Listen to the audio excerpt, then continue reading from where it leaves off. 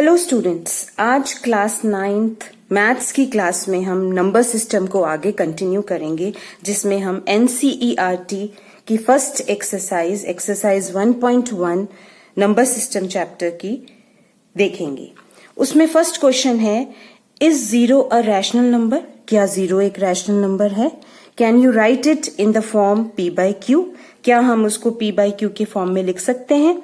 हमने किया था रैशनल नंबर वो नंबर्स होते हैं जिनको हम p by q के फॉर्म में लिख सकते हैं, जहां पे p और q इंटीजर्स हैं और q जीरो के इक्वल नहीं है। ये हमने पिछले एक्सरसाइज में भी डिस्कस किया था कि जो जीरो है ये एक रैशनल नंबर है। Yes, zero is a rational number, ये एक रैशनल नंबर है। क्यों? क्योंकि हम जीरो को 0/1 के फॉर्म में लिख सकते हैं। बिकॉज क्या लिखेंगे हम? Because zero can be written in the form 0/1, जो कि p by q के फॉर्म में है, जहां पे q जीरो के इक्वल नहीं है। इस वजह से हम जीरो को एक रैशनल नंबर ही कहेंगे, जो मैंने पिछली क्लास में भी डिस्कस किया था। अब नेक्स्ट क्वेश्चन है कि 6 रैशनल नंबर्स लिखने हैं हमें 3 और 4 के बीच में। 3 और 4 के बीच में कोई भी इंटीजर नहीं है, तो हम इसको इक्विवेलेंट नंबर्स में कन्वर्ट करेंगे, रैशनल नंबर्स में कन्वर्ट करेंगे, फ्रैक्शंस में कन्वर्ट करेंगे कि जो न्यूमरेटर है उनका गैप 6 आ जाए बीच में। तो एक हम 6 रैशनल नंबर्स लिखने हैं, तो हम एक एक्स्ट्रा नंबर से मीन्स 7 से उसको मल्टीप्लाई करेंगे, 7 को न्यूमरेटर से भी डिनोमिनेटर से भी। तो ये नंबर क्या हो जाएगा? 21/7। और 4 को भी हम 7/7 से मल्टीप्लाई करेंगे, तो ये क्या हो जाएगा? 28/7। तो हमें बीच में 21 और 28 के बीच में हमें 6 रैशनल नंबर्स मिल जाएंगे। तो 21/7 जो कि 3 है और 28/7 जो कि 4 है, इसके बीच में हम 6 रैशनल नंबर्स लिख सकते हैं। 22/7, 23/7, 24/7, 25/7, 26/7 एंड 27/7। ये 6 रैशनल नंबर्स इसके बीच में आ गए। 3 और 4 के बीच में, ये हमने पिछली एक्सरसाइज में भी डिस्कस किए थे। इसको हम इस तरह से सॉल्व कर सकते हैं इंसर्ट करके। नेक्स्ट क्वेश्चन है, find 5 rational numbers between 3/5 and 4/5। ये सेम क्वेश्चन हमने पिछली एक्सरसाइज में किया था। और हम अब नेक्स्ट क्वेश्चन देखेंगे, क्वेश्चन नंबर 4। हमें इसमें स्टेट करना है कि ये जो 3 स्टेटमेंट्स हैं ये ट्रू है या फॉल्स हैं, और उनके साथ में रीजंस भी देने हैं। फर्स्ट क्वेश्चन है, every natural number is a whole number. ये ट्रू है या फॉल्स है? पहले हम देखेंगे नेचुरल नंबर्स क्या होते हैं। 1, 2, 3, 4 एंड सो ऑन। और होल नंबर्स क्या होते हैं? 0, 1, 2, 3, 4 एंड सो ऑन। और इन्होंने पूछा हुआ है, क्या सारे नेचुरल नंबर होल नंबर होते हैं? यस, ट्रू है ये। क्यों? Because every natural number like 1, 2, 3, 4 are also whole numbers. तो ये ट्रू है। अब इन्होंने पूछा है, every integer is a whole number. क्या सारे इंटीजर होल नंबर हैं? और तो हम पहले देखेंगे इंटीजर्स क्या होते हैं। इंटीजर्स क्या होते हैं? जैसे नेगेटिव, 0 भी और सारे पॉजिटिव भी। और होल नंबर्स क्या होते हैं? 0 से होते हैं। इसमें मगर नेगेटिव नहीं आते। तो सारे इंटीजर्स होल नंबर नहीं होते। तो ये क्या है? फॉल्स है। क्यों फॉल्स है? Because integers like -3, -2, -1 are not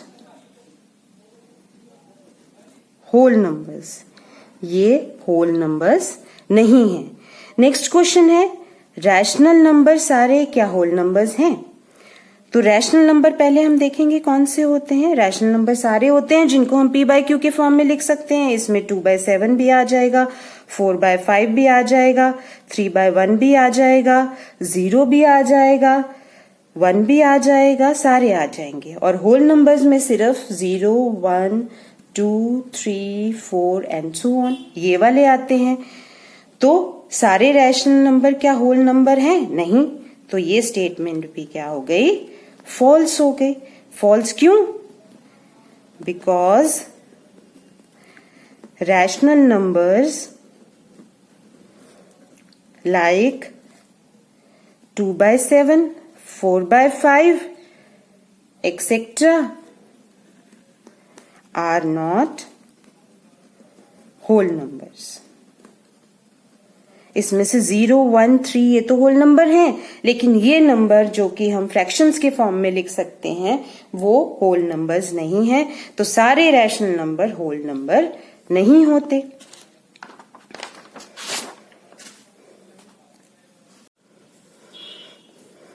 तो हमारी एक्सरसाइज 1.1 NCERT की खत्म होती है, जो कि बहुत सिंपल ही थी, बहुत आराम से हमने कर ली।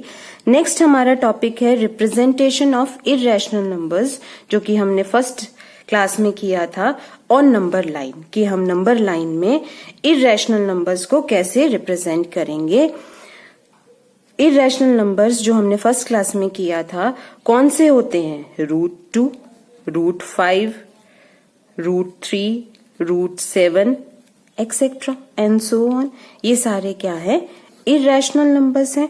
इनको हम नंबर लाइन में किस तरह से रिप्रेजेंट करेंगे? तो इसको नंबर लाइन में रिप्रेजेंट करने के लिए हमें कंस्ट्रक्शन के लिए स्केल, कंपास और इरेजर चाहिए। हम √2 को रिप्रेजेंट करेंगे, उससे पहले हम थोड़ा सा इधर समझ लें कि कैसे रिप्रेजेंट करेंगे। अब हम एक नंबर लाइन ड्रॉ करेंगे। एक रफली हम समझ लेते हैं 1 और 2 ये नंबर लाइन है। अब हमें पता है कि अगर ये बेस 1 है, इस पे हम 1 का ही परपेंडिकुलर ड्रॉ कर देंगे, 90 डिग्री के एंगल में 1 का ही परपेंडिकुलर ड्रॉ कर देंगे।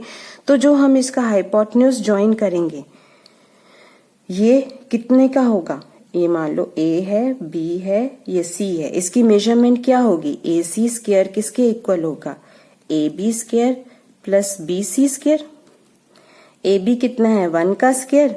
BC कितना है? 1 का स्क्वायर, जो कि हमने दोनों 1 यूनिट्स ली हैं। यहाँ पे भी हम इसको 1 यूनिट लेंगे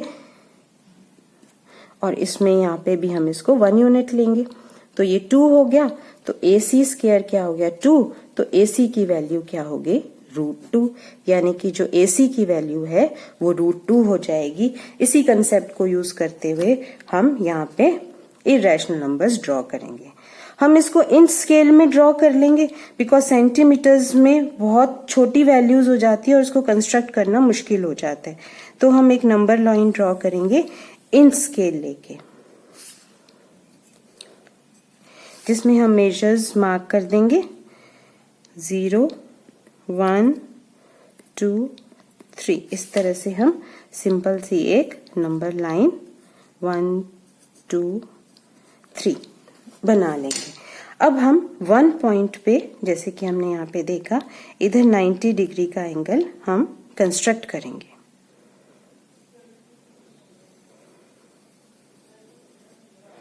ये हमने छोटी क्लासेस में किया है वैसे तो, 90 डिग्री का एंगल कंस्ट्रक्ट करना, परपेंडिकुलर कंस्ट्रक्ट करना। यहाँ से हम एक और आर्क ड्रॉ करेंगे और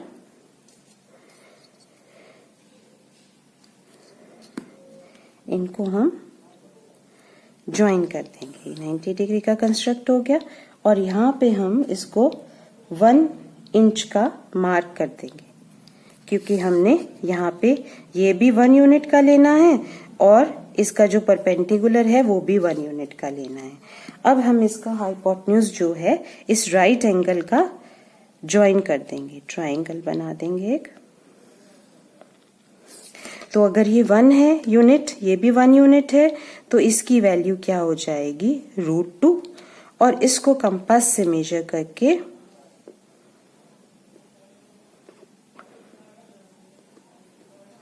यहाँ पे 0 पे पॉइंट रखेंगे, यहाँ पे रखेंगे, कंपास से मेजर करके इसको हम नंबर लाइन में एक पॉइंट ड्रॉ कर देंगे, जो कि अब हमारा क्या रिप्रेजेंट करेगा, √2 रिप्रेजेंट करेगा। अगर √3 बनाना है हमने इसमें, तो हम क्या करेंगे, बेस को √2 ले लेंगे, तो √2 का स्क्वायर प्लस यहाँ पे परपेंडिकुलर हम 1 बना लेंगे 90 डिग्री का एंगल बना के, तो ये जो आपका हाइपोटेन्यूज बनेगा, हाइपोटेन्यूज का स्क्वायर वो क्या हो जाएगा, 2 + 1, यानी कि हाइपोटेन्यूज क्या हो जाएगा, ये 3, इसका रूट, तो वो हाइपोटेन्यूज क्या हो जाएगा, √3। तो हम √3 बनाने के लिए √3 जो कि एक इरेशनल नंबर ही है, उसके लिए हम यहाँ पे एक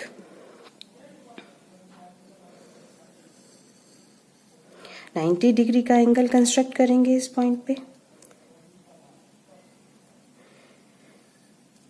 ये 60 का बन गया और ये 120 का। जैसे हम 90 डिग्री का एंगल कंस्ट्रक्ट करते हैं, छोटी क्लासेस में किया है, सेम वैसे ही 90 डिग्री का एंगल हमने इसको कंस्ट्रक्ट करना है। दोनों पॉइंट से लेके यहाँ पे हम मार्क कर देंगे और ये दोनों पॉइंट्स लेके हम यहाँ पे एक 90 डिग्री का एंगल कंस्ट्रक्ट कर लेंगे। 90 डिग्री का एंगल कंस्ट्रक्ट कर लिया।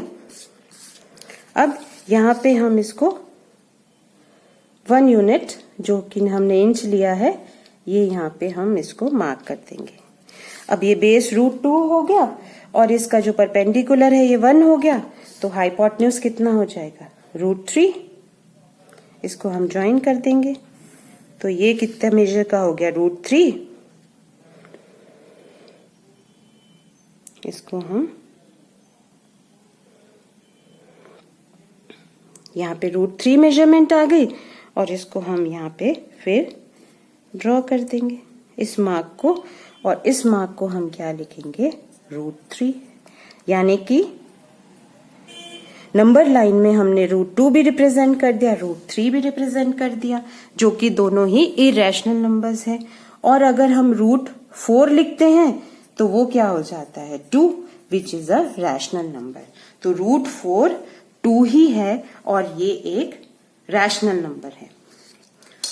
अब एनसीईआरटी की एक्सरसाइज में, नेक्स्ट एक्सरसाइज में √5 को भी रिप्रेजेंट करना एक क्वेश्चन है कि रिप्रेजेंट √5 ऑन नंबर लाइन। तो हम उसको कैसे रिप्रेजेंट करेंगे वो भी हम देख लेते हैं। सिमिलरली हम इसको रिप्रेजेंट कर लेंगे, रिप्रेजेंट √5 ऑन नंबर लाइन। √5 को रिप्रेजेंट करने के लिए हम क्या करेंगे, सिमिलरली वैसे ही बिल्कुल एक हम लाइन ड्रॉ करेंगे और इसमें नंबर्स को मार्क करेंगे, 0, 1, 2 and 3, 0, 1, 2 and 3। पहले हम थोड़ा सा समझ लेंगे। अगर बेस हम 2 लेते हैं, 2 का स्क्वायर प्लस उस पे हम 1 का परपेंडिकुलर बनाते हैं, 1 का स्क्वायर, तो जो उसका हाइपोटेन्यूज बनेगा वो क्या होगा, 4 + 1 हाइपोटेन्यूज का स्क्वायर, तो हाइपोटेन्यूज क्या हो जाएगा, √5। तो हम बेस को क्या लेंगे, 2, और 2 पे अब हम 90 डिग्री का एंगल बनाएंगे, बिल्कुल एग्जैक्टली वैसे ही जैसे पिछले वाले में बनाया था। 90 डिग्री का एंगल बनाएंगे, परपेंडिकुलर बनाएंगे, जो कि हमने छोटी क्लासेस में बनाया भी हुआ है काफी बारी कंस्ट्रक्शन में। ये दोनों पॉइंट्स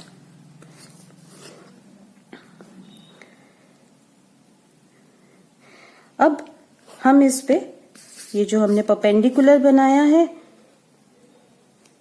इस पे हम 1 इंच का मार्क लगा देंगे और इन दोनों को अब हम क्या कर देंगे, ज्वाइन कर देंगे। अब हमने ज्वाइन कर दिया तो इसकी वैल्यू क्या आ गई हमारी, जो हाइपोटेन्यूज है वो √5, इसको हम मेजर कर लेंगे कंपास से।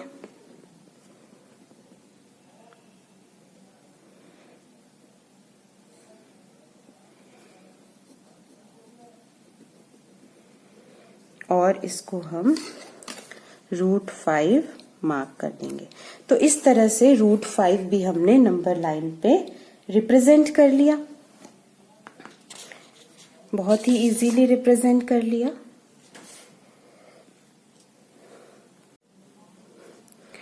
अब हम देखेंगे NCERT की एक्सरसाइज 1.2, जिसमें फर्स्ट क्वेश्चन है हमने ट्रू और फॉल्स स्टेट करना है और अपने आंसर को जस्टिफाई करना है, मतलब बताना है कि हमारा आंसर ट्रू है तो क्यों है, फॉल्स है तो क्यों है।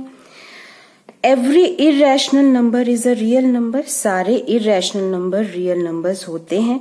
हमने किया था कि जो रियल नंबर्स हैं उनमें दोनों नंबर्स आ जाते हैं, रैशनल नंबर्स भी आ जाते हैं और इरेशनल नंबर्स भी आ जाते हैं। तो यानी कि सारे इरेशनल नंबर्स किस में आ जाएंगे, रियल नंबर्स में आ जाएंगे।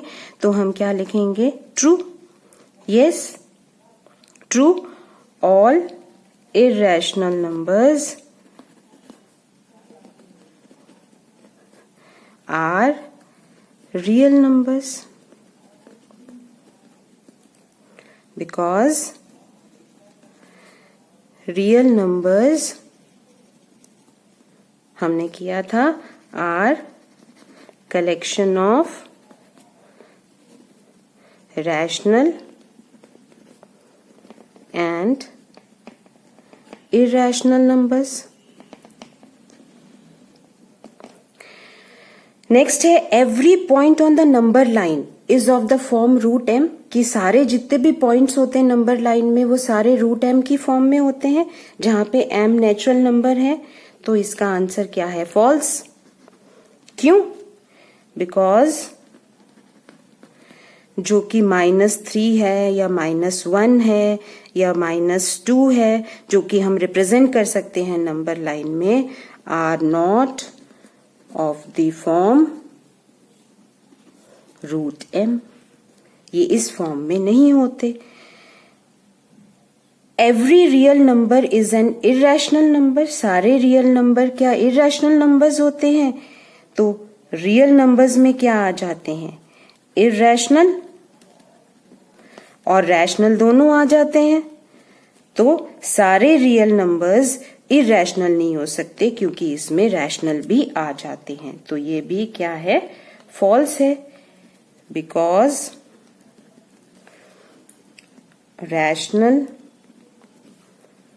Numbers can not be included in irrational numbers, क्योंकि जो इसमें रियल नंबर्स रैशनल नंबर्स हैं, रियल नंबर्स में वो हम इरेशनल नंबर में नहीं डाल सकते।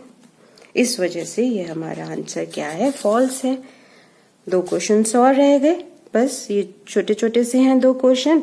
√5 को हमने show how √5 can be represented on the number line, ये अभी हमने प्रीवियस स्लाइड में शो किया था। सेकेंड क्वेश्चन है, are the square roots of all positive integers irrational number.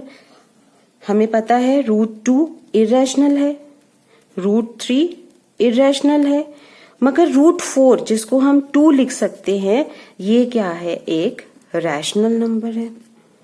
इसी तरह से √5 भी इरेशनल है, √6 भी, √7 भी, √8 भी इरेशनल है, लेकिन √9 ये क्या हो जाएगा, 3, जो कि रैशनल है। Therefore, √4, √9, √16 are examples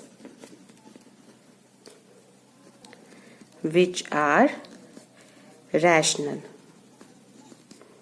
So, all the square roots of all positive integer all positive integers are not irrational. ठीक है, √5 हमने डिस्कस कर ही लिया है, तो इसके साथ हमारी एक्सरसाइज 1.2 भी एनसीईआरटी की इजीली फिनिश कर ली है हमने. So thank you students. अब नेक्स्ट सेशन में नेक्स्ट टॉपिक. Thank you.